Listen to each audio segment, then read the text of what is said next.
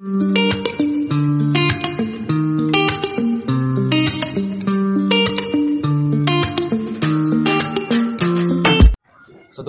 आज हम एक सेल के नए ऑर्गेनेल के बारे में पढ़ेंगे जो प्लांट सेल और सम अदर सेल्स में बहुत इंपॉर्टेंट रोल प्ले करता है। इसका नाम है plastid. Plastid is a membrane bound organelle found in the cell of plant. Plastid double membrane organelles हैं। इसमें 2 मेम्ब्रेन होती हैं।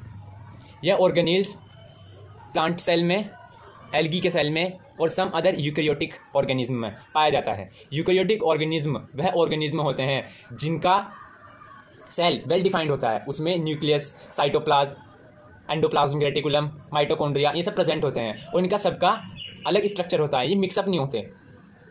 तो यूकैरियोटिक ऑर्गेनिज्म वे ऑर्गेनिज्म होते हैं जिसमें यूकैरियोटिक सेल प्रेजेंट होता है। और एक होता है प्रोकैरियोटिक सेल। प्रोकैरियोटिक सेल में वेल डिफाइंड स्ट्रक्चर नहीं होता। जैसे अमीबा, अमीबा में वेल डिफाइंड स्ट्रक्चर प्रेजेंट नहीं है, इसलिए उसे हम प्रोकैरियोटिक कहते हैं। Plastid they are consider to be intercellular endo symbolic cyanobacteria. ये प्लास्टिड साइनोबैक्टीरिया में भी प्रेजेंट होती है। प्लास्टिड फोटोसिंथेसिस की प्रक्रिया में अहम रोल प्ले करती है क्योंकि इस ऑर्गेनेल के बिना फोटोसिंथेसिस नहीं हो सकती। इसको आगे फर्दर 3 पार्ट्स में डिवाइड किया जाता है: क्लोरोप्लास्ट, क्रोमोप्लास्ट और ल्यूकोप्लास्ट। क्लोरोप्लास्ट ये यूज होता है फोटोसिंथेसिस। जब फोटोसिंथेसिस में क्लोरोफिल की आवश्यकता पड़ती है तो क्लोरोफिल इसी ऑर्गेनेल में प्रेजेंट होता है। Chromoplast use for pigment synthesis and stored. Chromoplast pigment use होता है सिंथेसिस के लिए और स्टोर के लिए। जो स्टार्च हमारा फोटोसिंथेसिस की प्रक्रिया में बनता है वह क्रोमोप्लास्ट में स्टोर हो जाता है। थर्ड आता है leucoplast, non pigmented plastids that can sometimes differentiate. Leucoplast colourless plastids होती हैं जो प्लांट में प्रेजेंट होती है। ये नॉन पिगमेंटेड प्लास्टिड्स होती हैं। ये ल्यूकोप्लास्ट क्रोमोप्लास्ट और क्लोरोप्लास्ट से बिल्कुल अलग होती है। जैसे क्लोरोप्लास्ट का रंग ग्रीन होता है, ऐसे ही ल्यूकोप्लास्ट कलरलेस होती है। अब आगे अगर हम इन भागों के बारे में, जो प्लास्टिड्स के हैं, इनके बारे में अगर आगे पढ़ें तो chloroplast is an organelles that contain the photosynthesis pigment chlorophyll.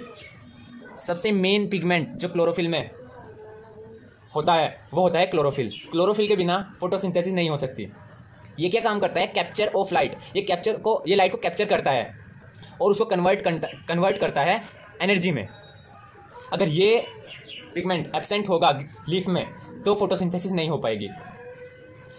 और आगे फर्दर जब फोटोसिंथेसिस हो जाती है तो ऑक्सीजन और वाटर जो निकलता है वो इसी पिगमेंट के जरिए निकलता है। क्लोरोप्लास्ट भी एक डबल मेम्ब्रेन ऑर्गेनेल है जिसमें प्रेजेंट है, उसकी जो मेम्ब्रेन होती है वो 3 होती हैं: outer membrane, inner membrane and inter membrane space. There are 2 different region present inside a chloroplast. Chloroplast में 2 रीजन होते हैं, पहला स्ट्रोमा और दूसरा ग्रेना। जैसा कि हम देख सकते हैं, there are 2 different region present inside a chloroplast known as the stroma and grana. Stroma chloroplast का लिक्विड पार्ट होता है। इसे हम, जैसे सेल में साइटोप्लाज्म होता है, ऐसे ही स्ट्रोमा क्लोरोप्लास्ट में साइटोप्लाज्म का काम करता है। जितने भी ऑर्गेनेल्स होते हैं क्लोरोप्लास्ट में, वे सारे इसमें एम्बेडेड रहते हैं।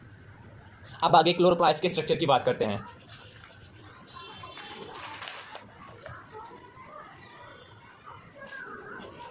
क्लोरोप्लास्ट का स्ट्रक्चर क्लास 10th में बहुत इंपॉर्टेंट है। यह अक्सर एग्जाम में पूछा जाता है। इसमें सबसे पहले होते हैं थाइलाकोड्स।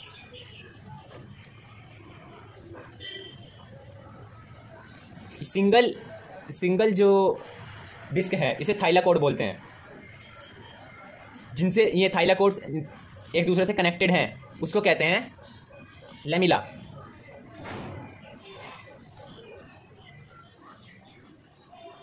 अब इसकी सबसे बाहर की मेम्ब्रेन होती है जो, उसको कहते हैं हम आउटर मेम्ब्रेन।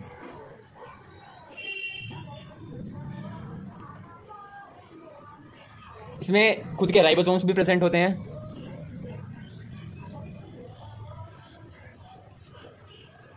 और ये होता है हमारा स्ट्रोमा। जो कि पूरे क्लोरोप्लास्ट में फैला हुआ होता है। अब ये हैं स्टार्च ग्रेन्यूल्स। स्टार्च ग्रेन्यूल्स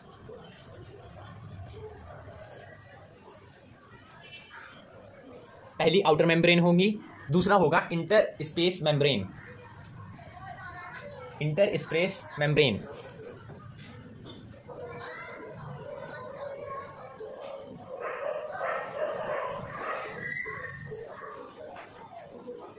जो सबसे अंदर की मेम्ब्रेन होती है इसकी, इसे कहते हैं इनर मेम्ब्रेन।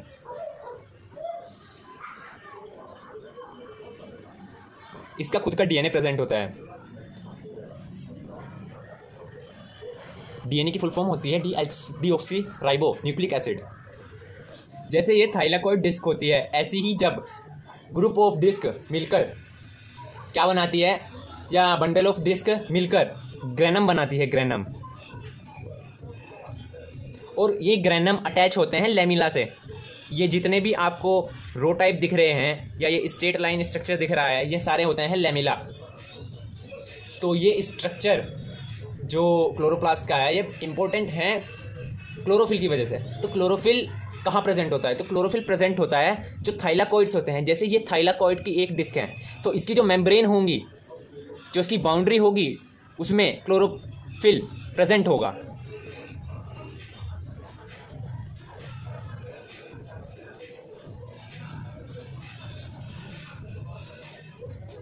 क्लोरोप्लास्ट, अब यहाँ ये पूरा स्ट्रक्चर है क्लोरोप्लास्ट का। इसमें अपना डीएनए होता है और सारे जितने भी ऑर्गेनिल्स क्लोरोप्लास्ट में प्रेजेंट होते हैं वे सारे एम्बेडेड होते हैं स्ट्रोमा में। अब अगर हम दूसरे टाइप का प्लास्टिड देखें प्लांट सेल में, तो उसका नाम है क्रोमोप्लास्ट। क्रोमोप्लास्ट क्या है? प्लास्टिड्स हैं जो हाइड्रोजिनस ऑर्गेनिल्स रिस्पॉन्सिबल होते हैं पिगमेंट सिंथेसिस एंड स्टोरेज। मतलब ये पिगमेंट सिंथेसिस और स्टोरेज में अपनी अहम भूमिका निभाता है और ये यूकेरियोटिक सेल्स में आता है। प्लास्टिड्स, क्लोरोप्लास्ट और ल्यूकोप्लास्ट तो होते ही हैं, पर क्रोमोप्लास्ट भी एक इम्पोर्टेंट प्लास्टिड्स है क्योंकि यह स्टार्च को स्टोर करने का काम करता है और पिगमेंट सिंथेसिस में इसका इम्पोर्टेंट रोल होता है। इसलिए इसको भी 10th के सिलेबस से इम्पोर्टेंट माना गया है। तीसरा होता है ल्यूकोप्लास्ट।